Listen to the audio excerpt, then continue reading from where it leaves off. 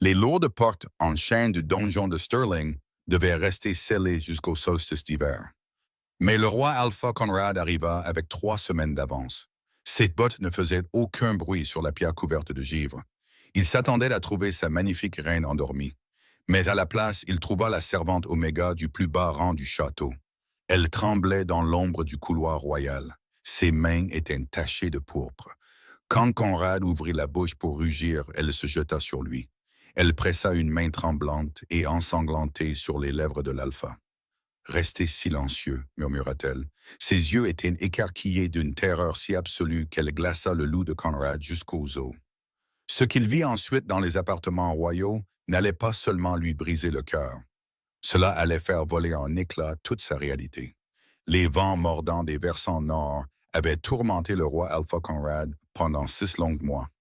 La guerre contre les renégats sauvages avait été une affaire sanglante et épuisante. Elle avait exigé chaque once de sa force de prédateur et de son génie tactique. Conrad de la maison Stirling, une lignée ininterrompue depuis 4 siècles, avait mené ses hommes à une victoire décisive, et ce, des semaines avant la date prévue. Laissant son bêta, Gideon gérer le nettoyage et la lente marche de l'armée principale, Conrad était parti en avant. Il était poussé par le besoin désespéré et impérieux de son loup intérieur. Un besoin de retrouver son territoire, son foyer et surtout sa Luna, la reine Isolde. Conrad contourna les grandes portes du donjon. Il n'avait aucune envie que les trompettes sonnent, ni que les gardes endormis se mettent en formation, ni que les formalités cérémonielles habituelles accompagnent le retour d'un alpha. Il voulait l'intimité tranquille d'une surprise. Il voulait se débarrasser de son armure couverte de boue et raidie par le sang. Il voulait se glisser derrière les lourds rideaux de velours de son lit royal. Et il voulait enfouir son visage dans le creux du cou de sa femme, au parfum de lavande. Il attacha son étalon épuisé, un énorme rouan nommé Galahad, dans les écuries inférieures cachées. Celle-ci n'était utilisée que par la famille royale en temps de siège. Se déplaçant avec la grâce fluide et mortelle qui faisait de lui l'alpha le plus redouté du royaume, Conrad navigua dans les tunnels souterrains des serviteurs. Les murs de pierre humides sentaient le renfermer, la farine éventée des cuisines du dessus et la faible odeur terreuse des membres de la meute de rang inférieur qui faisaient vivre le château. Alors qu'il montait de l'escalier de service en colimaçon menant directement à l'aile royale, ses sens aiguisés captèrent la première anomalie. Le donjon était trop silencieux. Même au cœur de la nuit, une forteresse de loups-garous pulsait de vie. La respiration rythmée des gardes à leur poste, le faible bruissement des patrouilles de nuit, le bourdonnement lointain du lien de la meute. Tout cela semblait étrangement assourdi, comme si une lourde couverture étouffante avait été jetée sur le château. De plus, il y avait une odeur amère et âcre qui persistait sous les senteurs habituelles de cire d'abeille et de pin. Elle lui brûlait les narines. De l'aconie. L'odeur était faible, fortement masquée par l'encens qui brûlait. Mais le nez d'un alpha se trompait rarement. Les muscles de Conrad se contractèrent. Sa fatigue s'évanouit, remplacée par une montée d'adrénaline. Il poussa le panneau de bois dissimulé qui s'ouvrait sur l'alcôve juste à l'extérieur des appartements royaux. Il sortit, et sa botte faillit heurter une petite silhouette recroquevillée. C'était une jeune fille, une Oméga.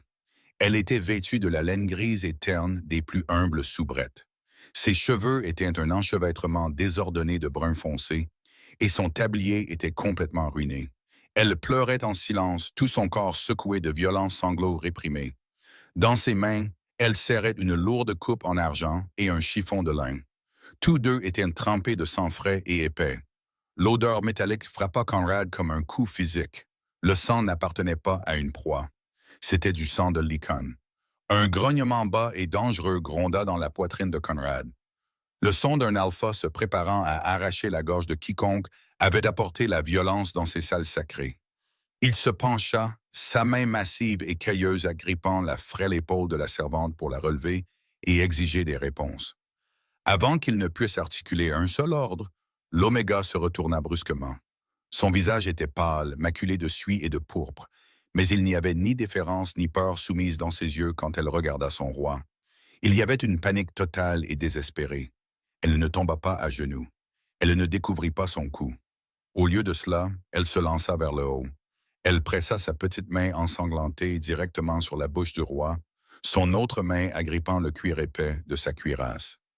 Restez silencieux, souffla-t-elle, le murmure à peine une vibration dans l'air.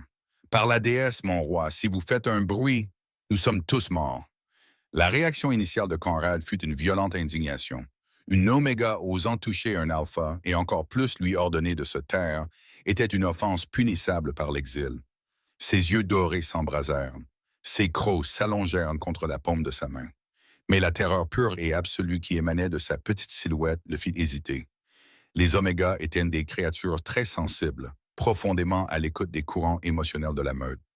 La terreur qui se déversait d'elle n'était pas la peur d'être punie par lui. C'était une peur primale, paralysante, de ce qui se trouvait derrière les lourdes portes en chêne de la suite royale. Elle pointa un doigt tremblant et taché de sang vers la porte légèrement entr'ouverte de sa propre chambre. Conrad leva lentement la main et retira la sienne de sa bouche, sa prise ferme mais prudente. Il lui fit un unique signe de tête bref, exigeant qu'elle reste exactement là où elle était.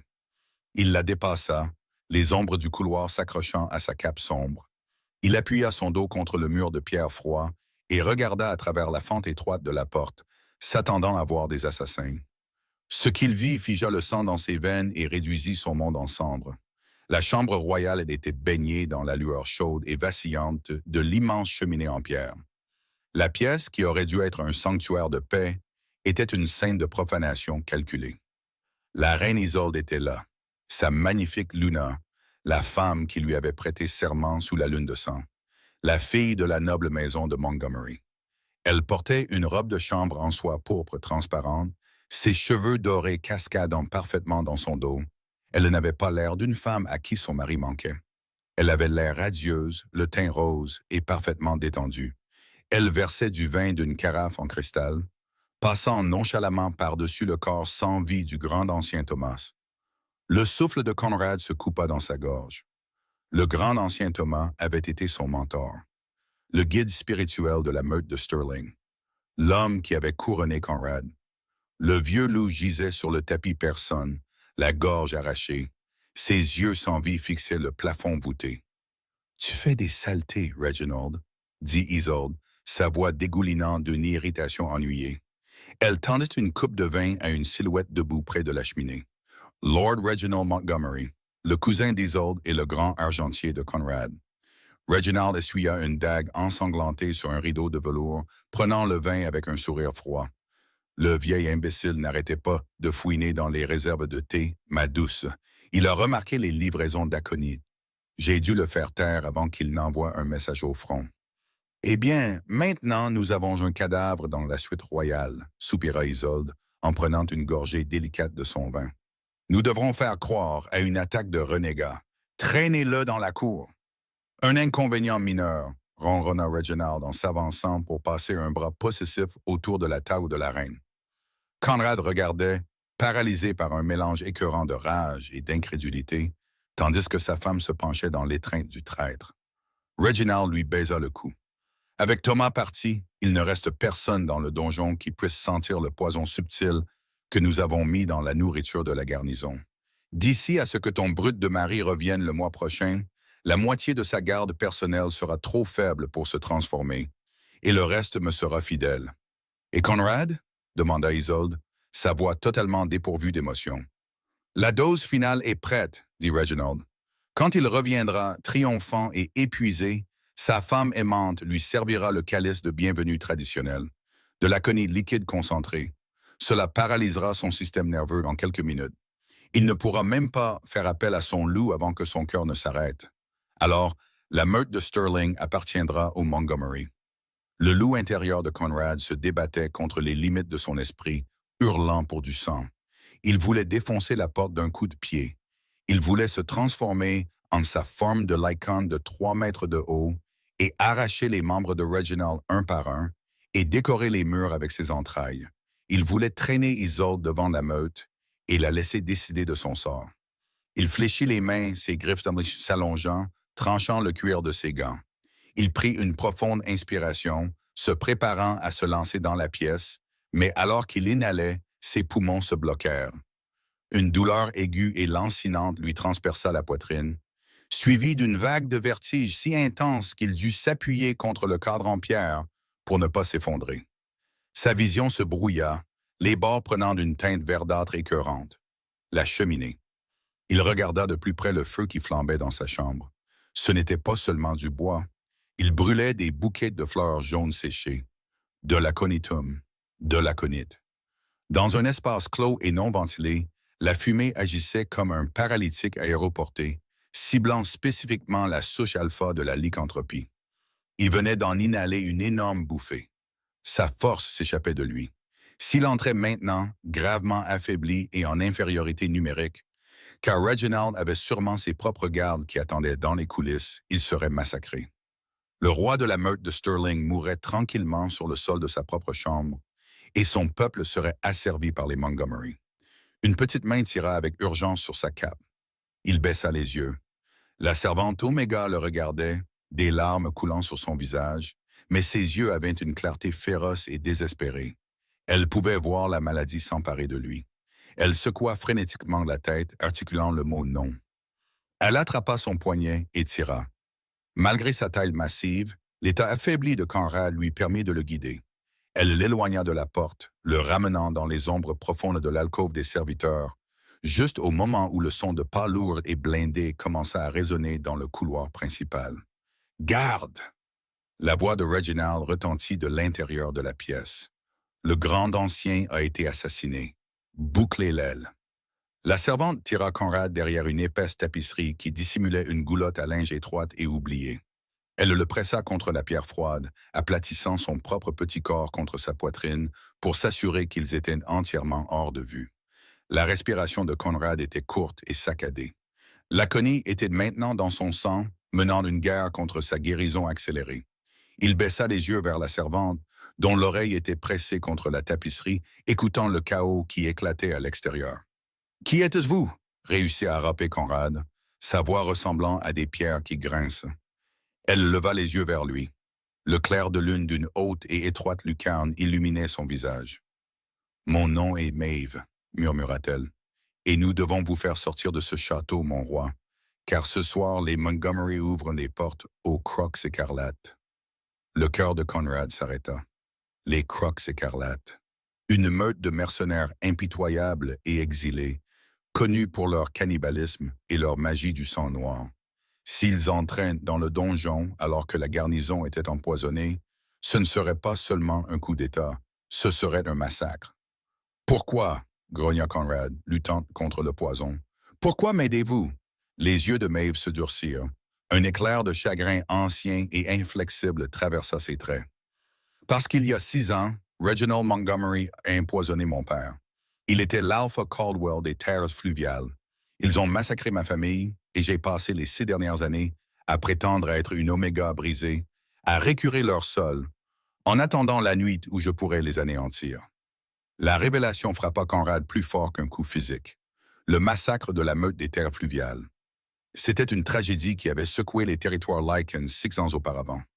Une mystérieuse peste aurait anéanti l'Alpha Caldwell et sa lignée, laissant leurs terres dévastées et forçant les survivants à s'intégrer dans les meutes voisines. La famille d'Isolde, les Montgomery, avait commodément absorbé leur territoire, prétendant que c'était pour la stabilité du royaume.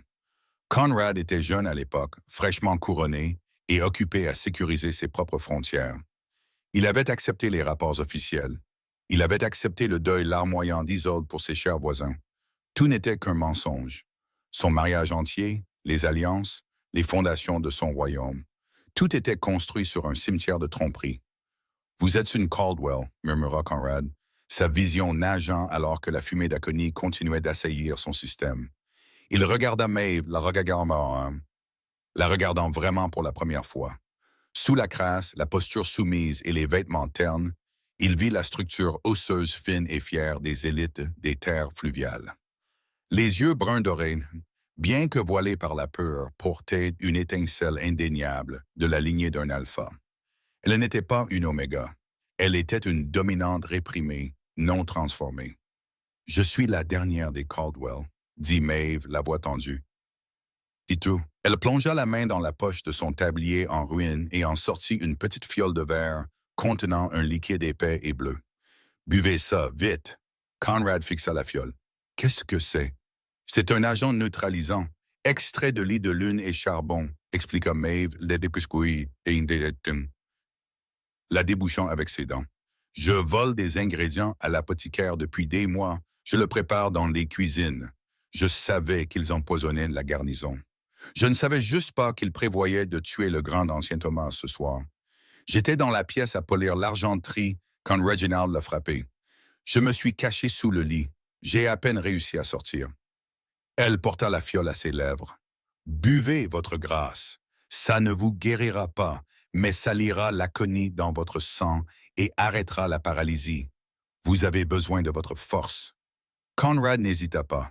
Il renversa la fiole et avala le liquide infect et crayeux. Presque instantanément, un violent frisson secoua sa carcasse massive. Son estomac se crampa douloureusement, mais la pression étouffante dans sa poitrine commença à se relâcher. Ses poumons se dilatèrent, aspirant de l'air pur, et la brume verte au bord de sa vision commença à reculer. « Nous devons bouger », murmura Maeve, jetant un coup d'œil au-delà du bord de la tapisserie. La garde personnelle de Reginald, les Limières noires, sécurisent le périmètre. Ils vont de pièce en pièce. « Mes hommes, » commença Conrad, se relevant du mur, « la garde du roi. » La plupart dorment dans les casernes, probablement léthargiques à cause de la nourriture contaminée, dit Maeve d'un air sombre. Le commandant Cedric dirige la patrouille qui arrive dans ce couloir. Cedric. Conrad sentit une nouvelle vague de trahison le submerger.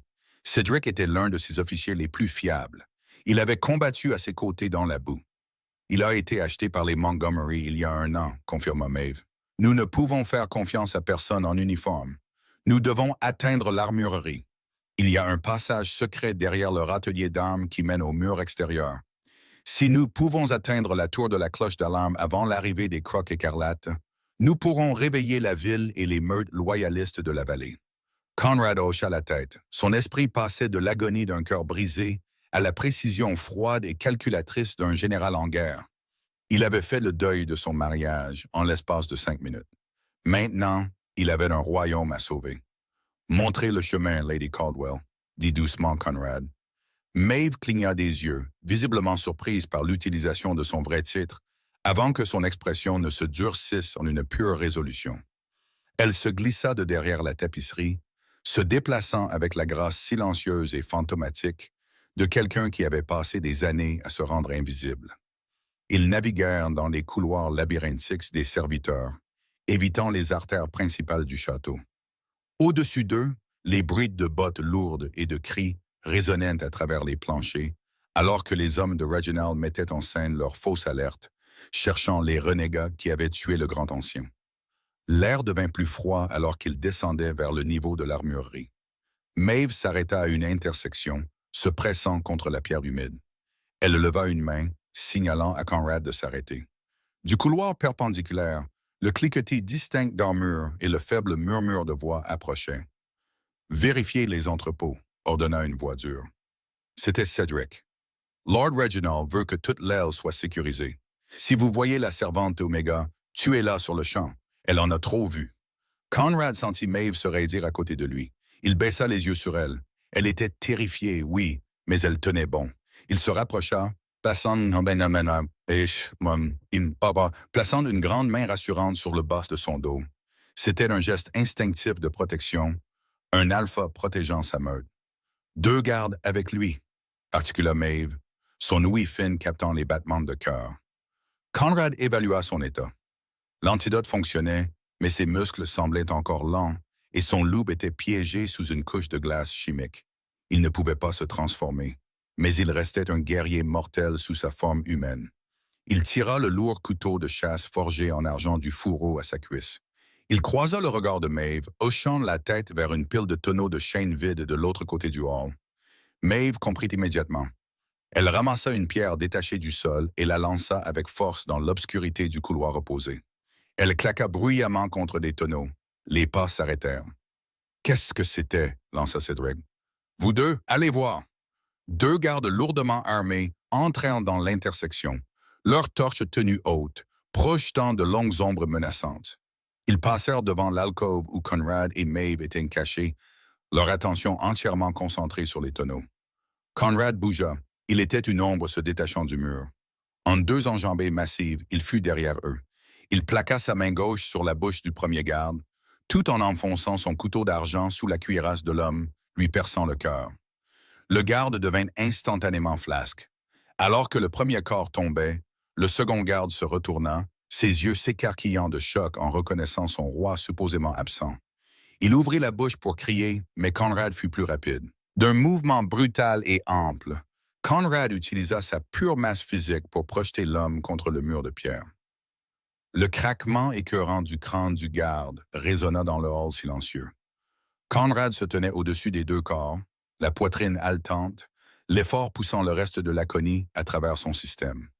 Des applaudissements lents résonnèrent depuis les ombres. Le commandant Cedric entra dans la faible lumière des torches, son épée dégainée et reposant nonchalamment sur son épaule. Il n'avait pas l'air surpris de voir son roi. Il avait l'air amusé. « Tiens, ricana Cedric. Le grand Alpha revient plus tôt. Je dois admettre que je ne pensais pas que tu survivrais à la fumée dans les appartements royaux. Tu as toujours été têtu, Conrad. » Conrad enjamba les corps, ses yeux dorés brillants d'une fureur contenue terrifiante. « La trahison est une odeur infâme, Cedric. Elle te va bien. » Cedric rit, un son sec et aboyant. « La trahison n'est qu'une question de perspective, mon roi. Les Montgomery offrent de la richesse et le pouvoir. Toi, tu offres des guerres boueuses sans fin dans le Nord. C'était une simple décision commerciale. » Les yeux de Cedric se posèrent sur Maeve qui se tenait tremblante derrière Conrad. « Et je vois que tu as trouvé la petite égarée. Dommage. J'avais hâte de lui briser le cou moi-même. »« Tu ne la toucheras pas, » gronda Conrad, sa voix vibrant d'une promesse mortelle. « Tu ne toucheras plus personne dans ce donjon. » Cedric leva son épée, se mettant en position de combat. « Tu es empoisonné, Conrad. On dirait que tu tiens à peine debout. Ce sera la promotion la plus facile que j'ai jamais obtenue. » Conrad resserra sa prise sur son couteau de chasse, ajustant sa posture. Son corps hurlait de protestation, mais son esprit rugissait. Il était le roi alpha de la meute de Stirling, et il n'allait pas mourir dans le noir. La lumière des torches vacillait follement, projetant des ombres monstrueuses et dansantes contre les murs de pierre humides du couloir souterrain. Le commandant Cedric se lança. Il ne se battait pas avec l'honneur d'un garde du roi. Il se battait avec le pragmatisme impitoyable d'un mercenaire qui savait que son adversaire était affaibli. Son épée large balaya l'air dans un arc horizontal mortel, visant directement le cou de Conrad. Conrad se baissa, l'acier lourd sifflant à quelques centimètres au-dessus de sa tête. Le mouvement provoqua une nouvelle vague de nausée dans son ventre, l'aconite hurlant contre l'agent neutralisant que Maeve lui avait donné. Il avait l'impression de se déplacer dans une eau profonde.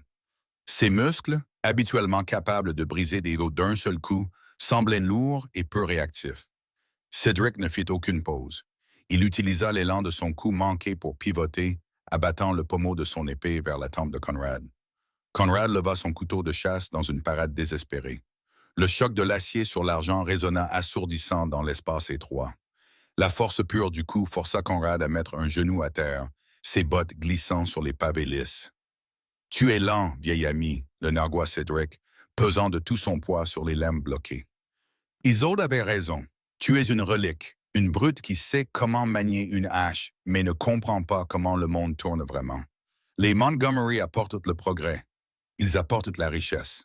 Ils apportent pas la boucherie, cracha Conrad entre ses dents serrées, ses yeux dorés flamboyants à travers la brume du poison. Avec une poussée massive, utilisant les dernières réserves de sa force humaine brute, il repoussa Cedric en arrière. Cedric trébucha, mais retrouva rapidement son équilibre, un sourire cruel tordant ses lèvres. Il leva son épée pour un coup descendant, avec l'intention de fendre le roi en deux. Avant que la lame ne puisse tomber, un lourd candélabre en fer forgé se brisa contre le côté du casque de Cedric. L'impact fut fort et discordant. Cedric chancela sur le côté, son cou partant de travers et mordant profondément dans le cadre en bois de la porte de l'armurerie. Conrad leva les yeux. Maeve se tenait à quelques pas, la poitrine haletante, les mains vides. Elle ne s'était pas recroquevillée. Elle n'avait pas fui.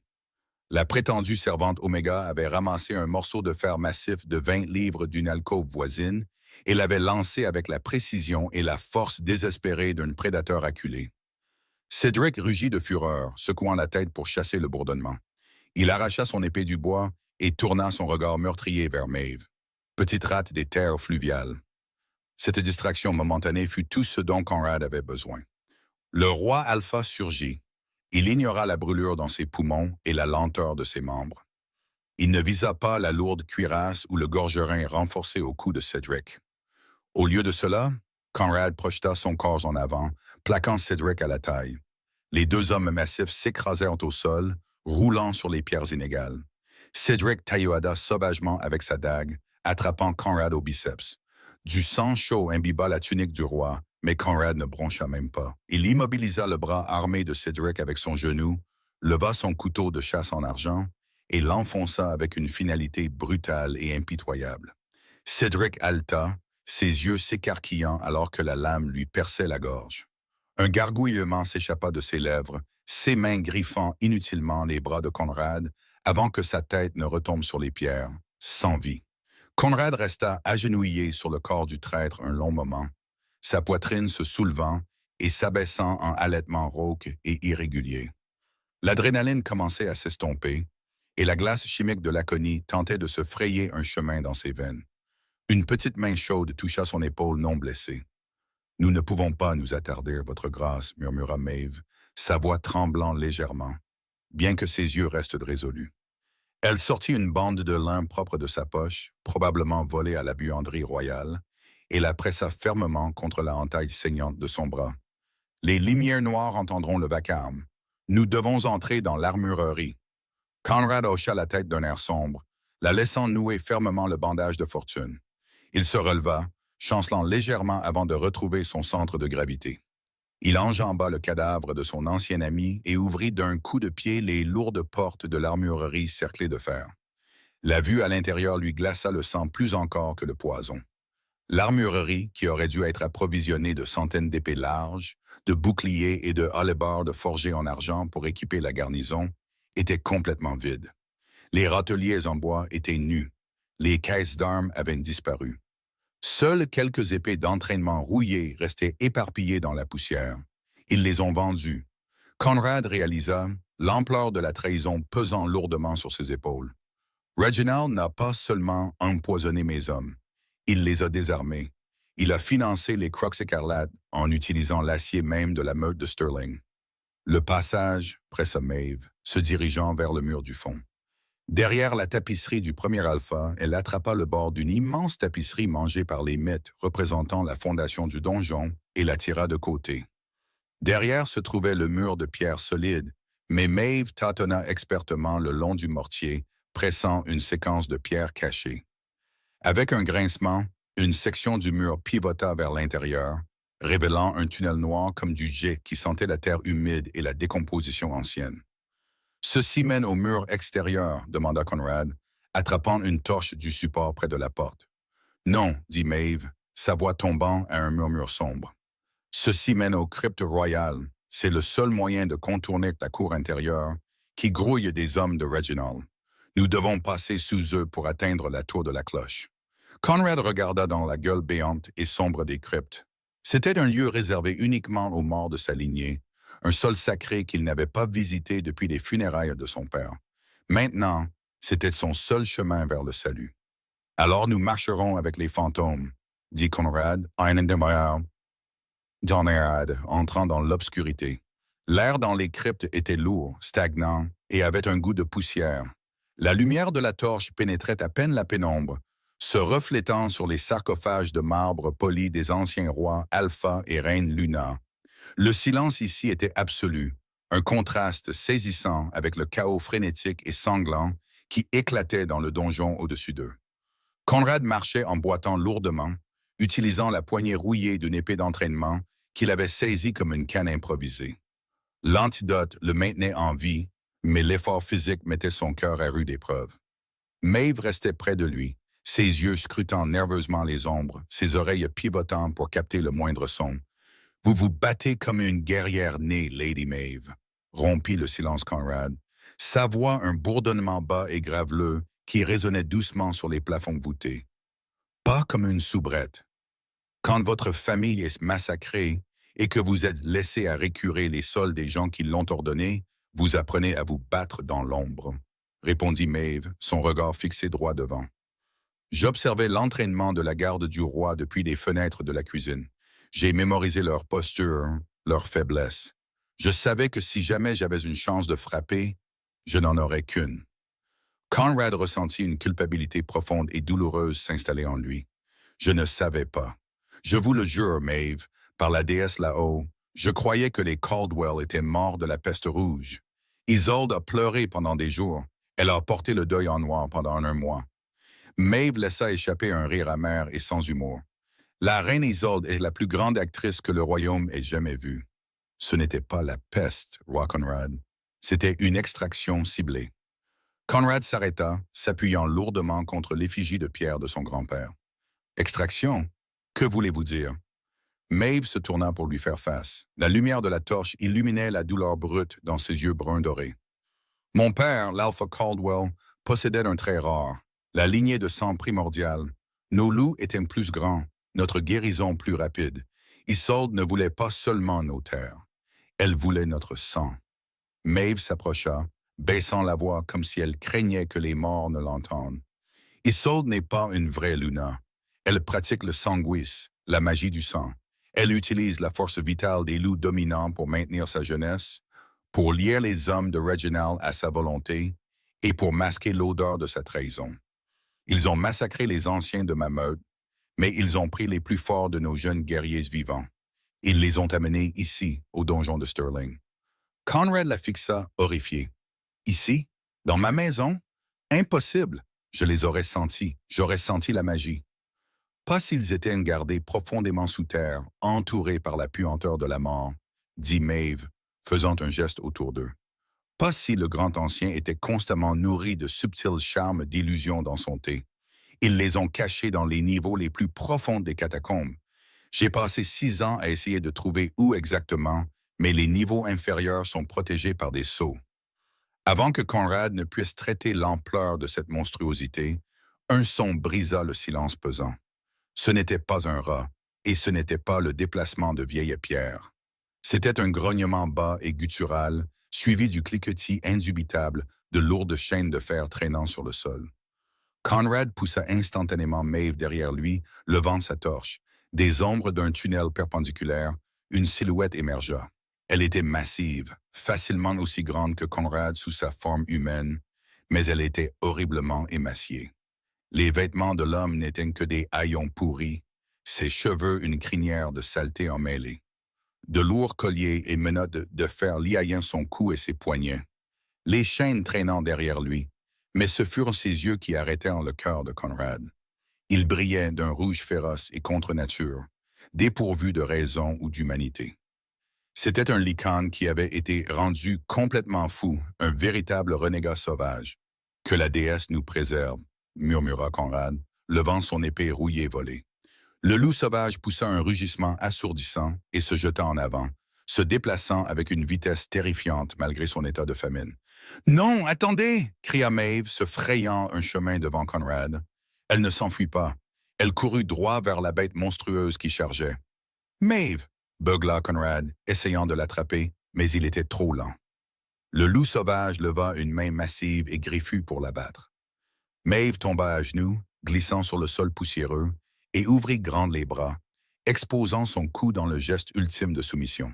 « Gareth !» s'écria-t-elle, sa voix se brisant d'une émotion pure et désespérée. « Gareth, regarde-moi! C'est la rivière! Souviens-toi de la rivière! » La bête massive se figea, ses griffes à quelques centimètres du visage de Maeve. Il laissa échapper un gémissement confus et angoissé, secouant la tête de gauche à droite comme s'il menait une bataille physique à l'intérieur de son propre esprit. « Gareth, c'est Maeve !» sanglota-t-elle, levant lentement la main pour toucher le collier de fer rouillé autour de son cou. « Je suis là, cousin. Je suis juste là. » Conrad regarda en silence, stupéfait, tandis que la lueur rouge, sang dans les yeux du loup sauvage, commençait à vaciller, s'estompant lentement en un or pâle et fracturé. L'homme s'effondra sur les genoux devant Maeve, enfouissant son visage dans ses mains. Sa carcasse massive secouée de sanglots silencieux et convulsifs. Ils, ils ont pris le loup, rapa Gareth, sa voix sonnant comme des feuilles sèches. La femme dorée. Elle a bu le loup. Maeve le serra dans ses bras, des larmes coulant sur son visage. Elle leva les yeux vers Conrad, son expression un mélange de profonde tristesse et de vengeance flamboyante. Voilà ce qu'ils ont fait de ma famille, roi Conrad. Voilà les fondations de votre royaume pacifique. Conrad sentit un changement tectonique au plus profond de son âme. Le roi loyal et honorable qui était parti en guerre 6 mois plus tôt était mort, assassiné dans sa propre chambre. À sa place, quelque chose de bien plus sombre et de plus dangereux s'éveillait. L'aconite était toujours dans ses veines, mais la rage pure et apocalyptique qui émanait de son loup intérieur commençait à brûler le poison comme une fournaise. « Y en a-t-il d'autres? » demanda Conrad, sa voix étrangement calme, la voix d'un bourreau. Gareth hocha faiblement la tête, pointant une main tremblante et enchaîné vers le tunnel sombre d'où il était sorti. Là-bas, dans le noir, 6 d'entre nous restent, attendant le couteau d'argent. Conrad se dirigea vers Gareth. Il attrapa la chaîne de fer rouillée reliant les menottes. Il planta ses bottes sur le sol, en mémoire, ferma les yeux et puisa dans le réservoir le plus profond et le plus primal de sa force d'alpha. Ses muscles se gonflèrent, les coutures de sa tunique se déchirant. Avec un rugissement guttural, il brisa la chaîne de fer, cassant les maillons par la force brute. Il aida Gareth à se relever. « Lady Maeve, » dit Conrad, ses yeux brillants d'un or solide et terrifiant dans la pénombre. « Allons réveiller votre meute. Nous avons un château à brûler. » La prison souterraine était un cauchemar de cages de fer et de pierres tachées de sang, mais elle ne contenait pas d'animaux brisés. Elle contenait des survivants. Quand Maeve et Conrad brisèrent les chaînes des 6 loups restants des terres fluviales, ils ne trouvèrent pas de victimes recroquevillées. Ils trouvèrent des guerriers mortels et endurcis qui avaient survécu grâce à une haine pure pendant 6 ans. Ils étaient faibles, affamés et incapables de se transformer complètement à cause de l'argent incrusté dans leur chair. Mais sous la présence soudaine et impérieuse d'un roi alpha et le retour miraculeux de leur lignée de sang primordiale en la personne de Maeve, leurs esprits se ravivèrent. Armés de chaînes brisées, de lourdes barres de fer récupérées de leur cage et d'un désir brûlant de vengeance, la petite avant-garde des guenillés se déplaça à travers les cryptes avec un silence mortel. Conrad menait la marche, Gareth à sa droite, Maeve protégée en toute sécurité au centre. L'aconite dans le système de Conrad perdait la bataille contre la fureur pure et monumentale qui pompait dans son cœur. Son facteur de guérison s'était activé, refermant la blessure sur son bras et dissipant le brouillard de son esprit. Ils atteignirent l'escalier en colimaçon de pierre qui menait à la tour de la cloche d'alarme. C'était le point le plus élevé du donjon, surplombant la cour principale et les massives portes à herse. « La tour est lourdement gardée, » murmura Conrad, regardant les marches sombres et sinueuses. « Reginald sait que si la cloche sonne, les meutes loyalistes de la vallée descendront sur le donjon en moins d'1 heure. Il aura ses meilleurs hommes là-haut. »« Alors nous passerons à travers eux, » gronda Gareth, ses yeux dorés brillant dans l'obscurité. Il agrippa une lourde masse de fer qu'il avait arrachée à une statue. Conrad hocha la tête. « Aucune pitié pour quiconque porte l'emblème des Montgomery. » Ils montèrent les escaliers comme une tempête violente et silencieuse. La collision au sommet de la tour fut brutale. 10 des lumières noires d'élite de Reginald, vêtues de lourdes armures de plaques, étaient postées à la trappe menant au beffroi. Ils s'attendaient à un assaut frontal depuis la cour, pas à une embuscade depuis les cryptes. Gareth frappa le premier. Il n'utilisa pas d'épée. Il utilisa sa pure masse, plaquant les 2 premiers rounds et les envoyant s'écraser dans les escaliers de pierre. Les loups des terres fluviales se jetèrent sur des soldats lourdement armés avec une sauvagerie féroce et implacable. Ils se battirent comme des démons, utilisant leurs chaînes pour étrangler, leurs barres de fer pour écraser des casques et leurs griffes pour trouver les points faibles de l'armure. Conrad se jeta dans la mêlée, son épée d'entraînement rouillée abandonnée. Il se battait à main nue et avec son couteau de chasse.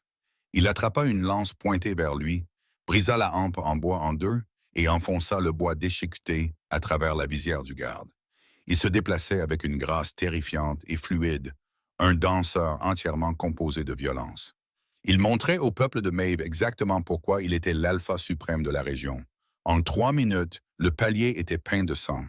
Les 10 gardes étaient morts ou mourants, et pas un seul loup des terres fluviales n'était tombé. Conrad ouvrit d'un coup de pied la lourde trappe en bois, se hissant dans le beffroi à ciel ouvert. Le vent glacial de l'hiver le frappa instantanément, mordant à travers ses vêtements déchirés et trempés de sang. Au-dessus de lui pendait l'énorme cloche d'alarme en laiton, suspendue par d'épaisses cordes de chanvre. Maeve grimpa derrière lui, le souffle coupé en regardant par-dessus les parapets. « Nous avons réussi », haleta-t-elle, se précipitant vers le lourd levier en bois qui libérait le battant de la cloche. « Attendez », dit Conrad, son ouïe améliorée captant un son qui lui glaça le sang une fois de plus. Il s'avança vers le bord de l'arche de pierre et regarda en bas la cour massive et tentaculaire de sa maison. Les torches étaient allumées, illuminant des centaines de silhouettes debout en formation parfaite et glaçante. Ce n'était pas sa garde royale. Ce n'étaient pas les limières noires de Reginald. C'était une armée de mercenaires. Ils portaient des armures disparates teintées de sang séché. Leurs visages étaient peints de runes sauvages et déchiquetées. Les crocs écarlates, ils n'étaient pas seulement à arriver. Ils étaient déjà à l'intérieur. Les énormes portes de fer du donjon de Stirling étaient grandes ouvertes, la herse levée. Le périmètre défensif n'avait pas été percé. Il avait été rendu. Mais c'est la silhouette qui les menait qui fit que Conrad agrippa le rebord de pierre assez fort pour le fissurer.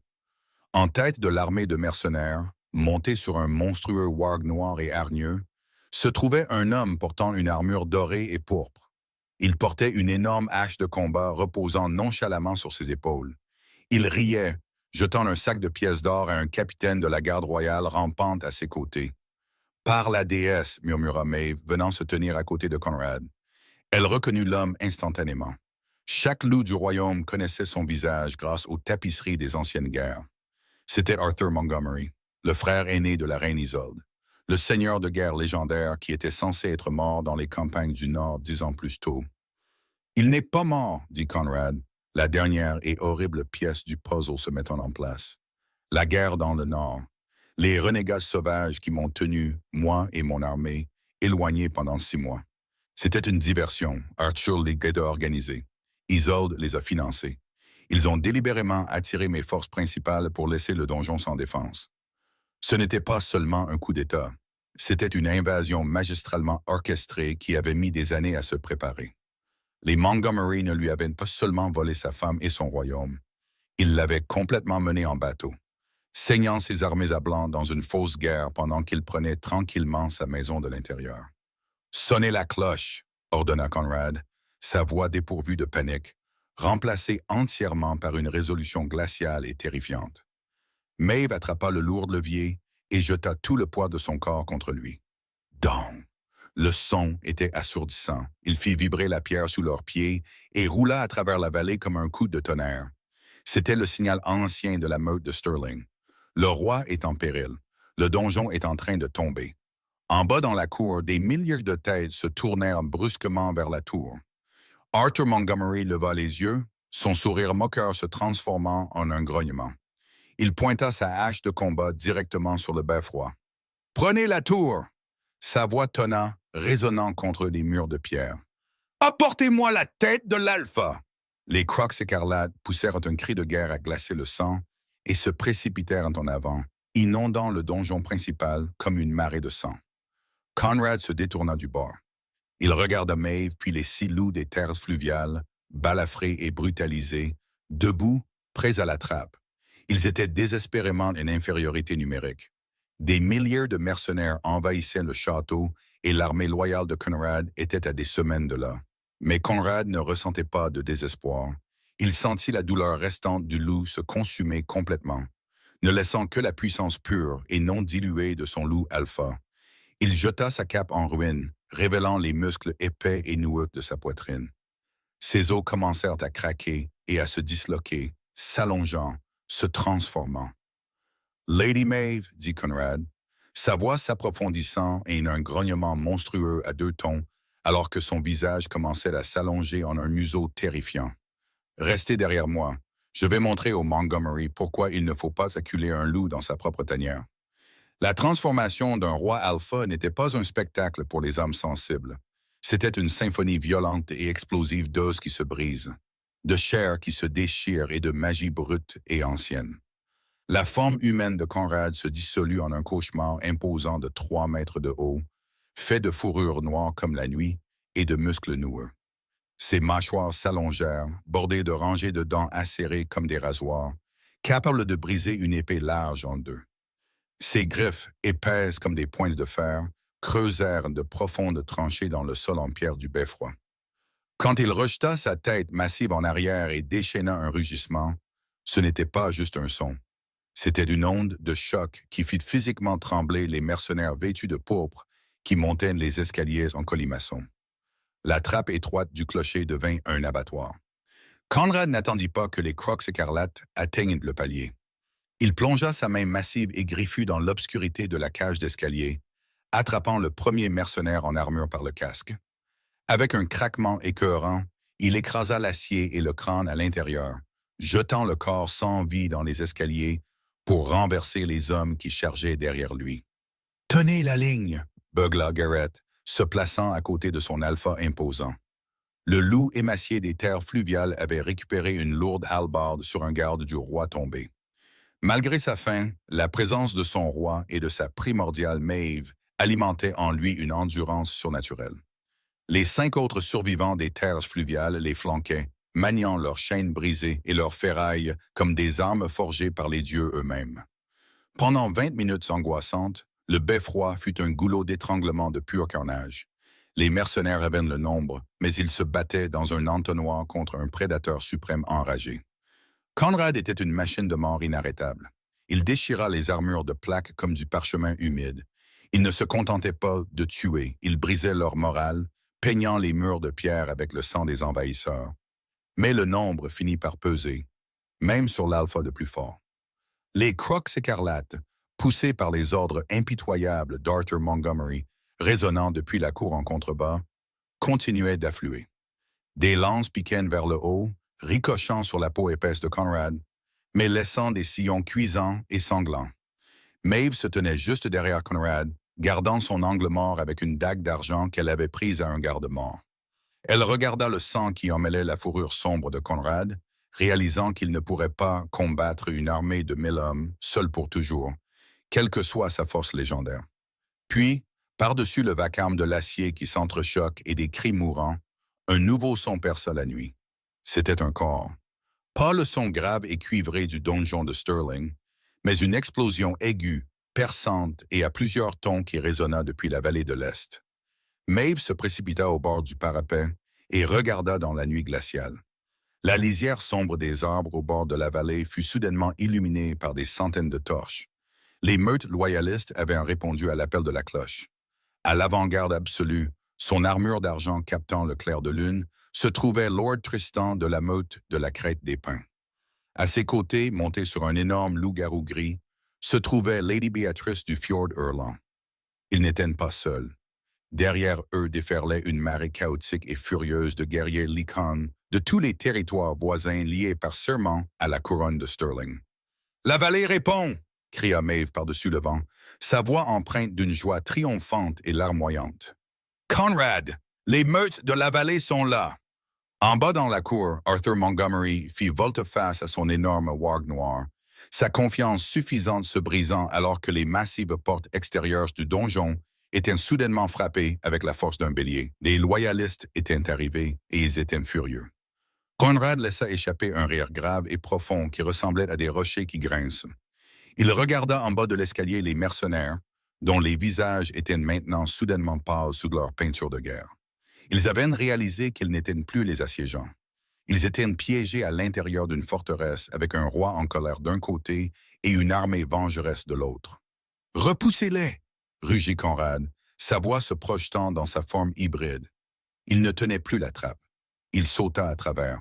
Conrad s'écrasa dans les escaliers en colimaçon de pierre comme une avalanche noire, écrasant les mercenaires sous son poids immense. Garrett et les loups des terres fluviales suivirent, leurs cris de guerre résonnant sur la pierre ancienne. Ce n'était plus une défense. C'était une extermination. Ils se frayèrent un chemin depuis le beffroi, nettoyant étage par étage, laissant une traînée de mercenaires brisés dans leur sillage.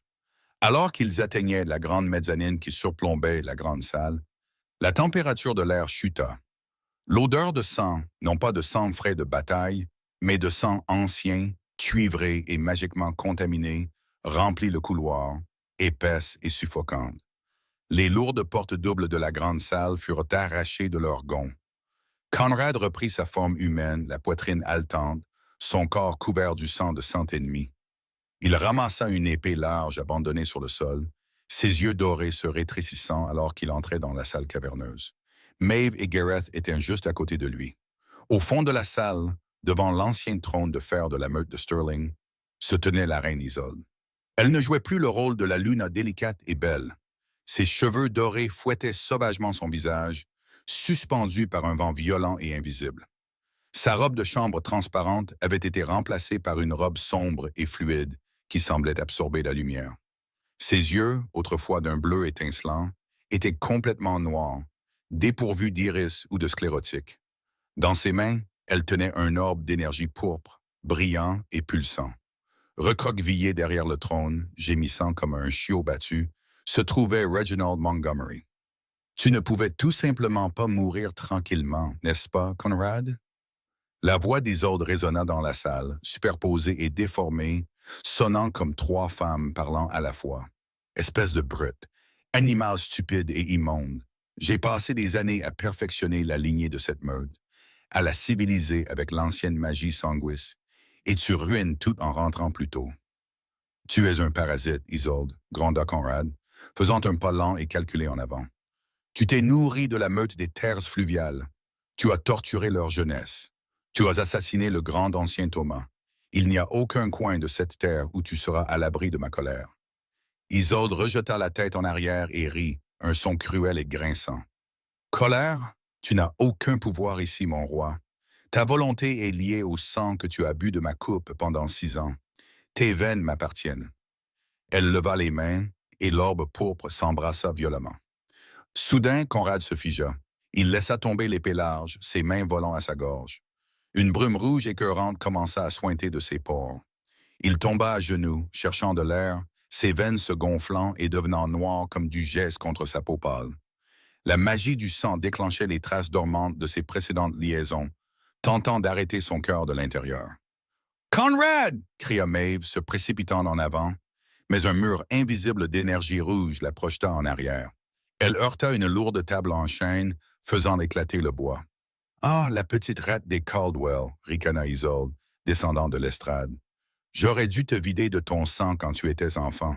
Je t'ai gardé comme une blague, une soubrette pour récurer les sols de ceux-là même qui ont massacré ton père. Mais peu importe, j'utiliserai ton sang primordial pour alimenter la victoire de mon frère à l'extérieur. » Isolde pointa un doigt fin et pâle vers Maeve, se préparant à déchaîner un éclair mortel de magie sanguis, mais Maeve ne se recroquevilla pas. Alors qu'elle se relevait de la table brisée, quelque chose d'ancien et de magnifique se mit en place en elle. Pendant 6 ans, elle avait réprimé son loup pour se cacher de la détection magique d'Isolde. Elle avait vécu dans la terreur, étouffant sa vraie nature. Mais en voyant son roi à genoux, en voyant la sorcière qui avait détruit sa famille se vanter de leur ruine, le verrou de son âme se brisa. Maeve poussa un cri qui se transforma en un hurlement assourdissant et fracassant. Une lumière dorée, aveuglante et radieuse jaillit de son corps. La brume rouge de la magie d'Isolde fut instantanément vaporisée au contact de l'aura dorée. Là où se tenait la soubrette, se tenait maintenant un loup-garou massif et magnifique. Sa fourrure était de la couleur du soleil filé, ses yeux brûlants du feu brillant et indomptés d'une véritable alpha primordiale. Isolde haleta, ses yeux noirs s'écarquillèrent de terreur authentique. Impossible. Maeve n'hésita pas, elle n'utilisa pas la magie. Elle utilisa le droit brut, inarrêtable et divin d'un loup primordial. Elle bondit sur la distance en un seul mouvement flou. Isolde leva un bouclier de magie du sang, mais les griffes dorées de Maeve le déchirèrent comme du papier de soie humide. Le loup doré percuta la sorcière sanguis, la clouant au sol de pierre froide. Isolde hurla alors que les mâchoires de Maeve se refermèrent sur son épaule, brisant l'os et rompant complètement sa concentration. La brume rouge qui étouffait Conrad disparut instantanément. Il haleta, prenant une énorme bouffée d'air, le contrôle de son corps revenant dans une montée d'adrénaline. Conrad se releva d'un bond, son regard se fixant sur la silhouette recroquevillée de Reginald derrière le trône. Reginald poussa un cri strident, reculant à quatre pattes comme un crabe, ses vêtements de velours fantaisie trempés de sa propre urine. Conrad, s'il te plaît, nous sommes frères. C'était elle. Tout était de la faute d'Isolde, balbutia Reginald hystériquement, levant les mains dans un pathétique appel à la pitié. Conrad ne dit pas un mot. Il n'offrit ni monologue ni grand discours. Il s'avança simplement, attrapa Reginald à la gorge d'une main, le souleva entièrement du sol et serra. Il y eut un craquement sec et final, et le grand argentier devint flasque. Conrad jeta le corps du traître de côté comme un déchet. Il se retourna vers le centre de la pièce. Maeve, toujours dans sa glorieuse forme de loup doré, se tenait au-dessus du corps brisé et ensanglanté de la reine Isolde. La sorcière haletait, sa magie noire s'échappant d'elle, ses yeux redevenant de leur bleu normal, maintenant remplis de la réalisation angoissante de sa défaite. Conrad s'approcha, posant une main lourde et révérencieuse sur la crinière dorée de Maeve. Il baissa les yeux sur la femme qu'il avait autrefois appelée Luna. « Ta magie est brisée, Isolde, » dit froidement Conrad, « et ton règne aussi. » La bataille à l'intérieur de la grande salle était terminée. Mais la guerre à l'extérieur faisait toujours rage. Conrad et Maeve, tous deux de retour sous leur forme humaine, vêtus d'armure et de capes récupérées, sortirent en trombe par les portes massives du donjon pour se retrouver dans la cour. La scène était un chef-d'œuvre chaotique de guerre lycanthrope. Lord Tristan et Lady Beatrice avaient percé la herse, leurs loups de la vallée s'affrontant violemment avec les crocs écarlates. Mais les mercenaires étaient des vétérans, et leur chef, Arthur Montgomery, taillait une route dévastatrice à travers les rangs loyalistes avec sa hache de combat massive. Arthur était assis sur son warg noir hargneux, riant en fendant un loup de la vallée en deux. Est-ce là le meilleur que le roi de Stirling puisse invoquer? Une bande de fermiers et de terrassiers? Arthur, le seigneur de guerre s'arrêta, retenant sa monture. Il se tourna vers les marches du donjon. Conrad se tenait là, couvert de sang et de suie, tenant la tête décapitée du commandant, en second d'Arthur, le commandant Cédric, qu'il avait récupéré dans le couloir souterrain. Conrad jeta la tête dans la boue au pied du warg. « Ta sœur est brisée dans ma salle, Arthur. » La voix de Conrad porta par-dessus le vacarme de la bataille, amplifié magiquement par son commandement d'Alpha. « Ton coup d'État a échoué. Range-toi maintenant, et j'accorderai à tes hommes une mort rapide. » Le visage d'Arthur se tordit en un masque de fureur pure et démente. « Ma sœur était une idiote qui comptait sur des tours de passe-passe. Je suis l'acier des Montgomery. Je monterai ta tête sur une pique, Conrad. » Arthur éperonna son warg, chargeant directement vers les marches. Avant que Conrad ne puisse s'avancer pour faire face à la charge, un flou de mouvement passa devant lui. C'était Garrett, le survivant émacié des terres fluviales, maniant sa lourde masse de fer, qui se jeta directement sur la trajectoire de la bête qui chargeait. Avec un rugissement de pure défiance, Garrett balança la masse dans un arc brutal et ascendant, frappant solidement le crâne du warg. Les jambes de la bête fléchirent, et elle s'écrasa sur les pavés, projetant Arthur de sa selle. Arthur heurta durement le sol, son armure lourde se bosselant, mais il se releva d'une roulade avec l'agilité d'un tueur chevronné, sa hache de combat levée. Conrad était déjà là. Le choc entre le roi Alpha et le seigneur de guerre fut un spectacle de puissance terrifiante. Arthur balança sa hache avec une force dévastatrice, visant à mettre fin au combat rapidement. Conrad se baissa sous la lame sifflante, entrant dans la garde d'Arthur. Il enfonça son poing dans la cuirasse d'Arthur, la force pure enfonçant l'acier et fissurant les côtes du seigneur de guerre.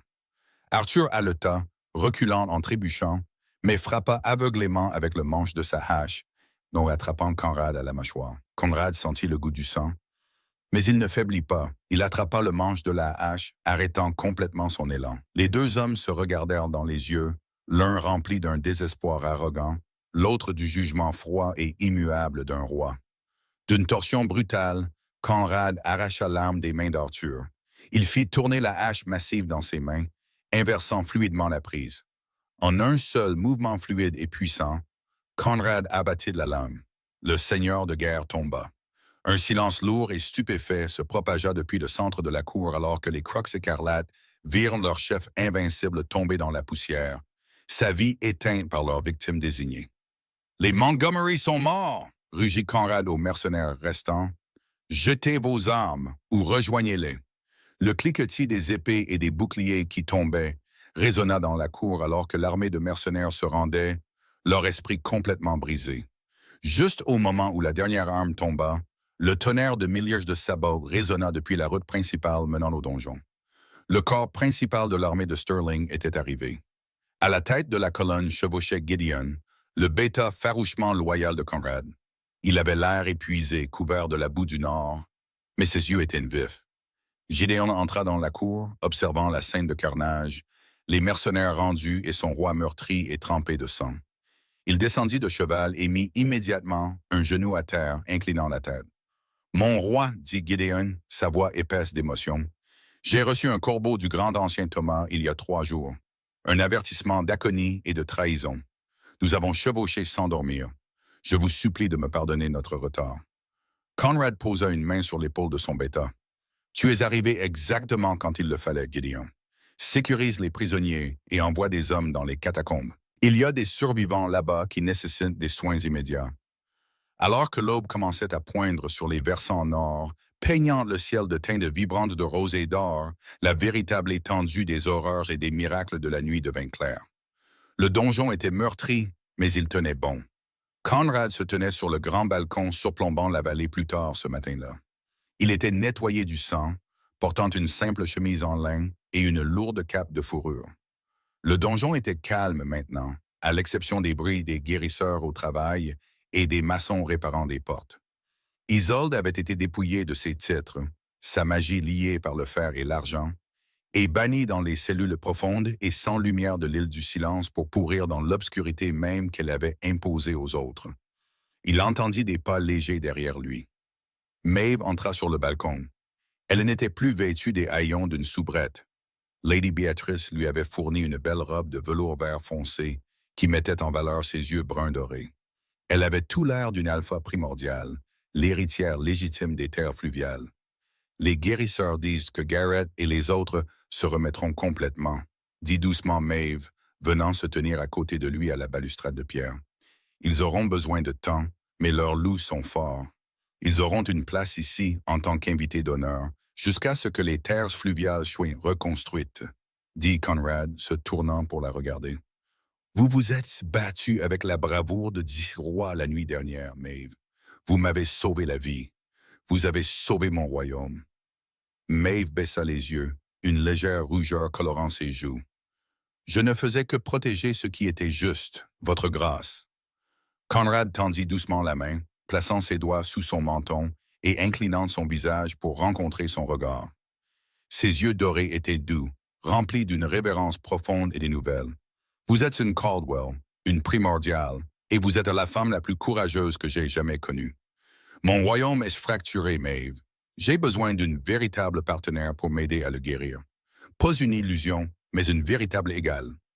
Le souffle de Maeve se coupa alors qu'elle plongeait son regard dans les profondeurs de son âme. Le lien du loup, ancien et indéniable, vibrait entre eux, s'éveillant à la vie dans la lumière chaude de la nouvelle OB. Elle ne murmura pas par peur cette fois. Elle parla avec la force tranquille d'une reine. « Alors nous le guérirons ensemble, Conrad. La rébellion des Montgomery a été écrasée. La magie noire de la sorcière Sanguis a été brisée, et une nouvelle ère se lève sur le donjon de Stirling. » Le roi Alpha Conrad n'a pas seulement survécu à la trahison ultime. Il a trouvé sa véritable égale en la personne de la féroce et radieuse primordiale, Maeve Caldwell. Des profondeurs terrifiantes des cryptes à la finale explosive et sanglante dans la cour, c'est une histoire qui prouve qu'un vrai loup ne peut jamais être mis en cage. L'affrontement épique entre le loup doré de Maeve et la reine Isolde vous a-t-il laissé sans voix? Quel a été votre moment préféré de la vengeance implacable de Conrad? Dites-le nous dans les commentaires. Si vous avez aimé ce drame romantique et palpitant sur les loups-garous, alors explosez le bouton « J'aime ». Partagez cette histoire avec votre meute et abonnez-vous à la chaîne pour plus de récits fantastiques épiques. Activez la cloche pour ne jamais manquer une aventure.